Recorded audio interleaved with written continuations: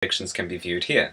Link, despite the mythology of the events that transpired on the publication of the Jyllands-Posten cartoons, reality painted a different picture. Link, the publications of the cartoons in September 2005 caused no immediate reaction, even in Denmark. Only when journalists, disappointed by the lack of controversy, contacted a number of imams for their response, did Islamists begin to recognize the opportunity provided not just by the caricatures themselves, but also by the sensitivity of Danish society to their publication. Among the first contacted was the controversial cleric Ahmed Abu Laban, infamous for his support for Osama bin Laden and the 9/11 attacks. He seized upon the cartoons to transform himself into a spokesman for Denmark's Muslims. Yet however hard he pushed, he initially found it difficult to provoke major outrage in Denmark or abroad. It took more than 4 months of often hysterical campaigning and considerable arm-twisting by Saudi diplomats to create a major controversy. At the end of January 2006, Saudi Arabia recalled its ambassador from Denmark and launched a consumer boycott of Danish goods. In response, a swathe of European newspapers republished the cartoons in solidarity with Jyllands-Posten. It was only now that the issue became more than a minor diplomatic kerfuffle. There were demonstrations and riots in India, Pakistan, Indonesia, Egypt, Libya, Syria, Iran, Nigeria, Palestine, Afghanistan, and elsewhere.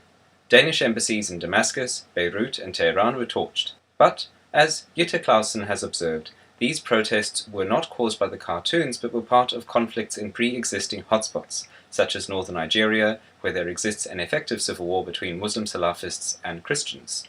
The violence surrounding the cartoon conflict, Clausen suggests, has been misreported as expressions of spontaneous violence from Muslims confronted with bad pictures that, she insists, is absolutely not the case. Rather, these images have been exploited by political groups in the pre-existing conflict over Islam. Why did journalists contact Abu Laban in the first place? The Danish press described him as a spiritual leader. He was in fact a mechanical engineer by trade and an Islamist by inclination. His Islamic Society of Denmark was closely linked to the Muslim Brotherhood, but had little support among Danish Muslims. Out of a population of 180,000 Danish Muslims, fewer than 1,000 attended the Society's Friday prayers. This was in every respect a manufactured crisis. It should be noted that Abu Laban has an extensive resume, including joy at 9/11. And where it all goes horribly wrong is that, with the enthusiastic, eager to please, and utterly brainless endorsement of Euro-humanists, Laban was somehow promoted to be the representative voice of European Muslims, when he was in fact no such thing, and possibly the most unrepresentative, fringe maniac out there. For Western liberals have come to see figures like Abu Laban as the true, authentic voice of Islam.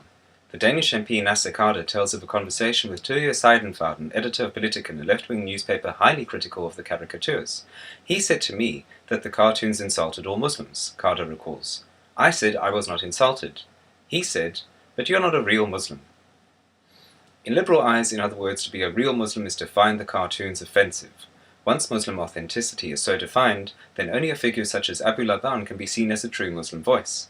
The Danish cartoons, as Jutta Clausen observed, have become not just a tool for extremism, but also created a soap opera in the West about what Muslims do with respect to pictures. Or as Nasser Khader has put it, what I find really offensive is that journalists and politicians see the fundamentalists as the real Muslims. The myths about the Danish cartoons, that all Muslims hated the cartoons and that it was a theological conflict, helped turn Abu Laban into an authentic voice of Islam.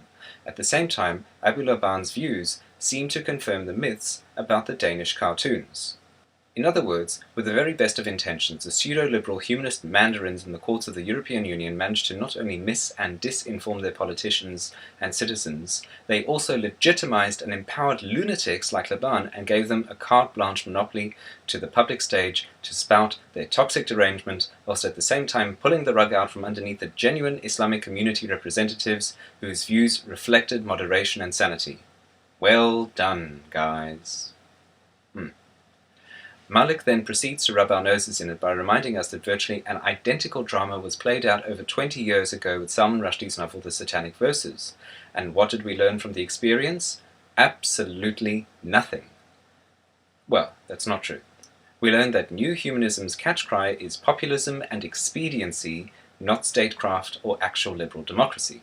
They sold out on our liberties and principles then, and they have just done it all over again. The learning curve is a flat line. As Malik summarizes this attitude of accommodationism and appeasement, in the post-Rushdie world, liberals have effectively internalized the fatwa. What we are witnessing is a self-destructive closed feedback loop. The loudest and most deranged Islamist voices have been seized on by media organizations, because that's what they do, feed on spectacle that they think fuels consumer interest. This noise has in turn been mistaken as representative sentiment by well-meaning new humanist political courtiers who proceed to do somersaults in their shoes to appease the Islamists. This in turn gives the Islamists a bogus legitimacy and a larger stage from which to launch even stupider accusations and demands, and so on in a downward spiral in a finite ecosystem. The idiocy cannot sustain itself forever. There are limits, and sooner or later something will have to give. There are only three possible outcomes here. 1. Full Islamization of Europe, including Sharia, unlikely, and when things reach that point, as it does all over the Middle East, Islamist demands do not cease. They merely fragment into sub-Islamist fragments and continue the stupidity with each other. 2. New humanists get a dose of reality and wake up to themselves, even less likely. Or 3, most likely, you get a backlash which is potentially even nastier. The last is indeed already happening. Geert Wilders, the new humanists' new whipping boy, is surging ahead in popularity and political influence on the back of all this. That the new humanists show no inhibitions at publicly hating and denouncing him is no surprise. It is perfectly in keeping with the Nietzschean master-slave dynamic. The perceived weak hive mentality of the Islamists is accepted as good, and the strong individualist, autonomous defense of Euroman by Wilders is accepted as intrinsically evil. Wilders must be exterminated for the greater good.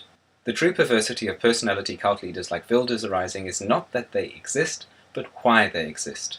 With typical buck-passing, new humanists point the finger and lay the blame at apparently pre-existing racist attitudes and residual extreme right-white supremacist elements always present just beneath the surface of otherwise civilized and enlightened Europe, and that in fact it is these elements and their Islamophobia Muhammad sallallahu alayhi wasallam sallallahu alayhi wasallam that are at the root of the problems to begin with.